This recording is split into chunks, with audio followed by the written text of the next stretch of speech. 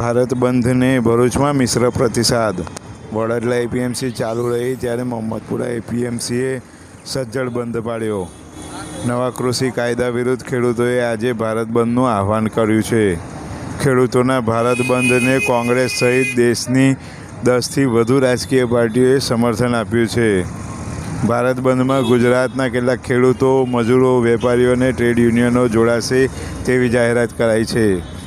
ભરૂચમાં ભારત બંધને મિશ્ર પ્રતિસાદ મળ્યો હતો, જેમાં ભરૂચમાં પૂર્વ વિભાગની તમામ દુકાનો ખુલ્લી રહી હતી અને વાહન વ્યવહાર પણ રાબેતા મુજબ ચાલુ રહ્યો હતો, જ્યારે વડોદરા એપીએમસી પણ ચાલુ રહી હતી।